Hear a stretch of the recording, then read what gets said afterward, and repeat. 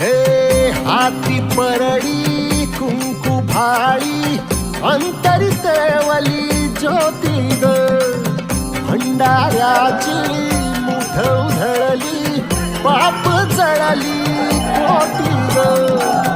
सेवेसाठी आलो गुरुनी तूच जीवाचा